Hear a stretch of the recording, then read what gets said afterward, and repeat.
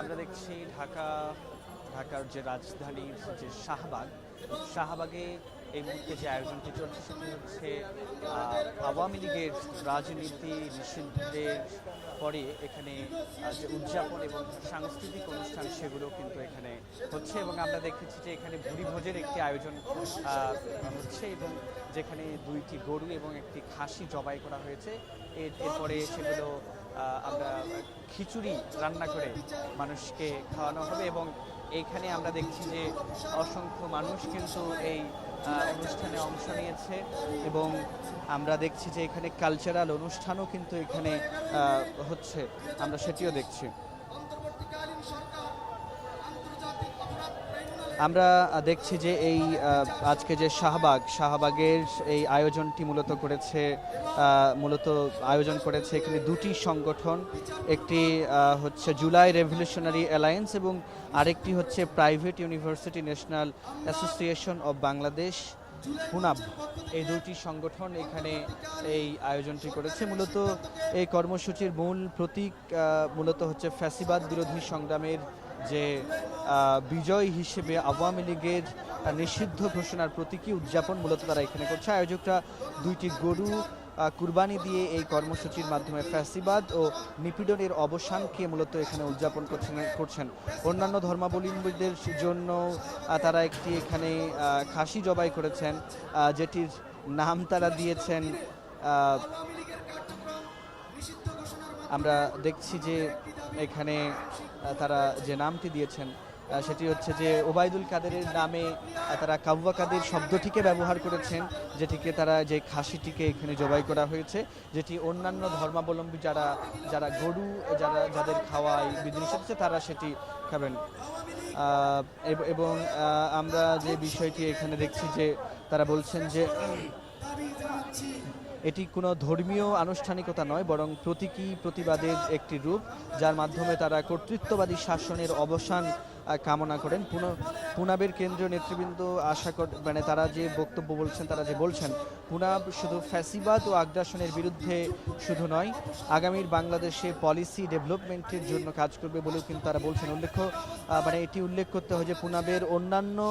Zone Chittagong ও সিলেটেও এই আয়োজনের প্রস্তুতি চলছে। আমরা যতটুকু জেনেছি পুনাব বাংলাদেশের বেসরকারি বিশ্ববিদ্যালয়ের সংগঠিত একটি প্ল্যাটফর্ম, যারা জুলাই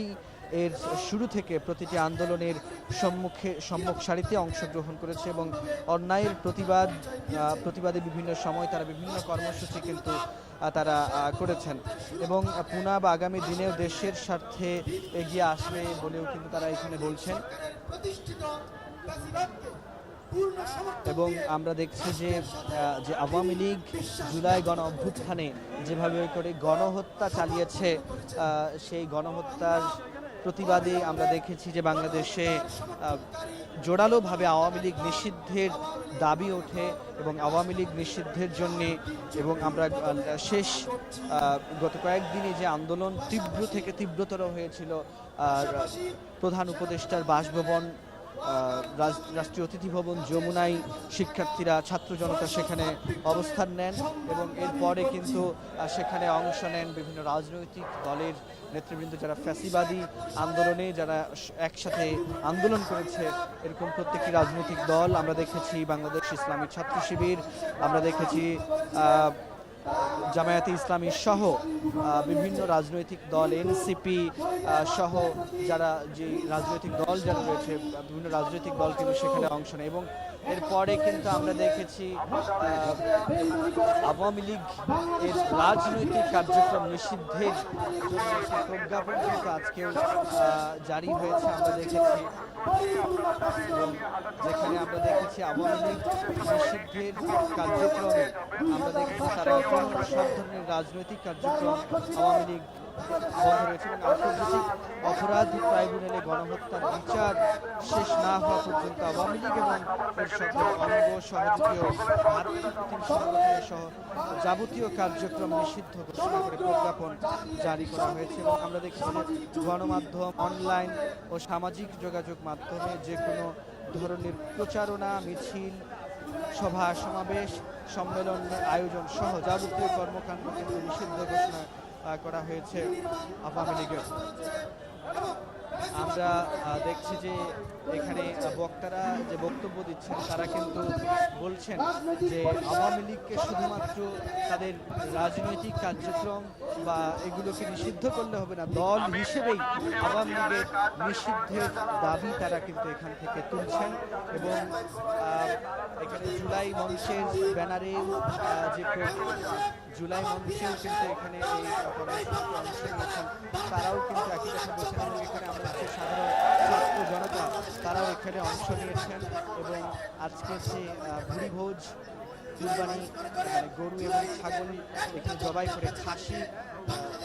জবাই করে তারা এখানে আজকে যে আয়োজনটি করেছে এর মধ্য দিয়ে তারা ফ্যাসিবাদ বিরোধী আন্দোলনের সবচেয়ে তারা এই আমার কাছে এই থেকে